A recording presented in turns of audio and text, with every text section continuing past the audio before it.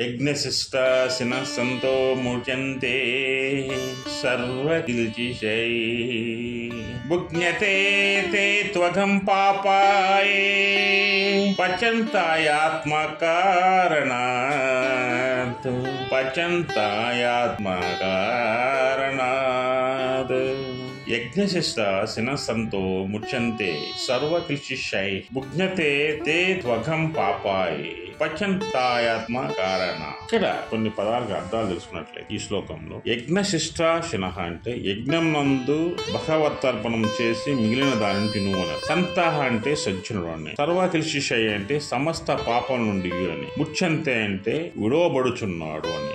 ఏతు అంటే ఎవరైతే. ఆత్మకారణాత్ అంటే తమ యధరణ పూరణ నిమిత్తము పచ్చంతి వండుకొంచున్నాడో భుజించున్నాడో పాపహ పాపులై తే వాళ్ళు అథం పాపమును భుజ్ఞతే తినుచున్నారు.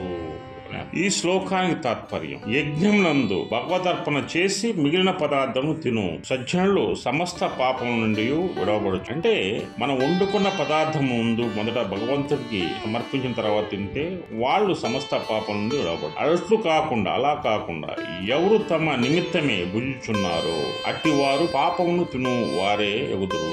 అలా కాకుండా వారి వరకు మాత్రమే వారు వండుకొని తింటున్నారు, వారు మాత్రం వాళ్ళ పాపాన్ని తింటున్నట్టు యొక్క వ్యాఖ్యానం ఏంటంటే ఇక్కడ భగవద్ధారా ధన రూపములకు యజ్ఞములను గావించి అన్నాదులను భగవంతునకు అర్పణ చేసి భగవతార్పణ చేసి యగు ప్రాణికోట్లకు కొంత భాగమును సమర్పించి మిగిలిన పదార్థమును భుజించేవాడు సమస్త పాపము నుండి విముక్తులవుతాడు. అదే విధంగా సర్వ కిల్పిషై అని చెప్పినందువలన ఏంటంటే 1-2 పాపముల నుండి కాదనియు సమస్త పాపముల నుండి విడవబడుతున్నాడు. దీనిని బట్టి యజ్ఞములకు భగవన్ నివేదనము త్యాగమునకు పరోపకారమునకు ఎంతటి సామర్థ్యం ఉన్నదో స్పష్టమవుతున్నది. అంటే ఇక్కడ ఏంటంటే యజ్ఞం చేసిన వాడికి భగవంతుని పూజించిన వాడికి త్యాగాలు చేసిన వాడికి సాక్రిఫైస్ ఎంతటి యొక్క గొప్పతనం ఉందో మీకు అర్థమవుతుంది. కనుక ఇక్కడ ఈశ్వరోపాసన చాలా గొప్పది. అంటే ఈశ్వరుడు సమర్పిస్తుంటే చాలా గొప్పది. అంటే తేన భుజ్ఞీద అంటే నీకున్న దానిలో నొక్కింత త్యాగం నుంచి భుజించుము అన్నది దీని యొక్క మీనింగ్ అన్నమాట. ఇక్కడ భగవంతుడికి సమర్పించి తినడమే ఎంతో శ్రేయస్వరం. అలా కాకుండా స్వార్థము కొరికే భుజించేవాడు, స్వార్థము కొరికే వండుకున్నవాడు, వాళ్ళు దైవముకు సమర్పించక దేవునికి సమర్పించక భుజించేవాడు, పరప్రాణికి ఒకంతను త్యాగమునకు ఉండేవాడు పాపమును భుజించినట్లే అవుతుంది అన్నమాట. వాళ్ళు తీవ్రంగా వాళ్ళు పాపాత్మలే అవుతారు. వాళ్ళ పాప పరిహారం అనేది లేకుండా ఉంటుంది.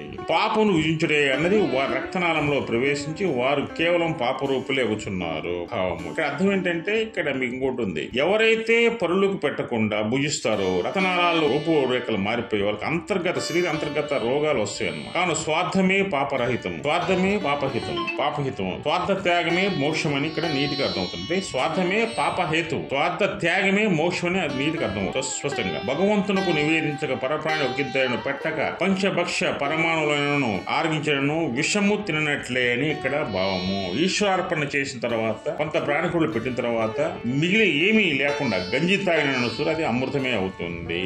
అంటే మనం వండుకున్న దానిలో దేవునికి పెట్టాలి, అతిథుల్లో పెట్టాలి, పెట్టిన తర్వాత మనం తినాలి. వాళ్ళకి పెట్టిన తర్వాత ఏమి మిగలేదనుకో ఉన్న గంజినే తాగేనుకో ఆ గంజి కూడా అమృతమే అవుతుంది. దీని భావన. మరియు మానవునకు తన నిత్య జీవితంలో ఏదైనా కోయినప్పుడు అంటే మనం జంతువులు కొందరు వస్తాం నూరునప్పుడు, అదేవిధంగా విసురునప్పుడు, అదేవిధంగా వండునప్పుడు, ఈడ్చునప్పుడు తెలియక కొంత ప్రాణహింస జరుగుతుంది. దానిని పంచశూనములందరూ ఈ పాపము హరించుటకు పంచ మహాయజ్ఞములు ఏర్పడినవి. అవి ఏంటంటే దేవయజ్ఞము అంటే హోమం, దేవుని పూజలు హోమాలు చేయడం. పితృయజ్ఞము అంటే పితృలకి పండిత తర్పణ చేస్తున్నారు చేయటం. నుయజ్ఞము అతిథి పూజ అనమాట.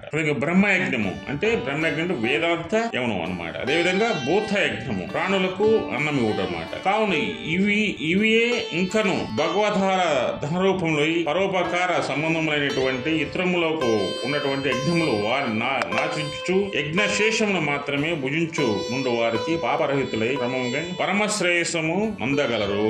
ఈ భగవానుడు ఈ విధంగా చెప్తాడు. అంటే ఇక్కడ మీకేంటంటే మనం జనరల్ గా మనం మేకపోతులు కోసుకుని తింటూ ఉంటాం, కొన్ని నూరుతా ఉంటాం, కొన్ని విసరబడుతుంటాం, కొన్నిటికి విషయంలో వండుతుంటాం, ఈడ్చుంటాం, కొన్ని తెలియక పంచమహాపాపాలు వస్తాయి. ఈ పంచమహాపాపాలు మన నుండి విడిపోవడానికి ఏంటంటే ముఖ్యంగా దేవునికి పూజ చేయాలి, దేవుని నైవేద్యం పెట్టాలి, అతిథికి ఆహారం పెట్టాలి, అదేవిధంగా బ్రహ్మను అంటే పరబ్రహ్మను పితృదేవతలను పూజించాలి. అదే విధంగా ఇక్కడ మన పితృలకు పిండ తర్పణ చేయాలి.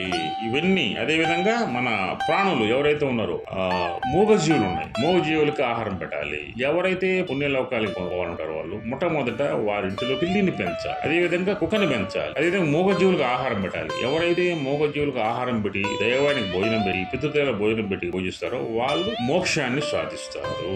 జై శ్రీకృష్ణ, జై శ్రీకృష్ణ.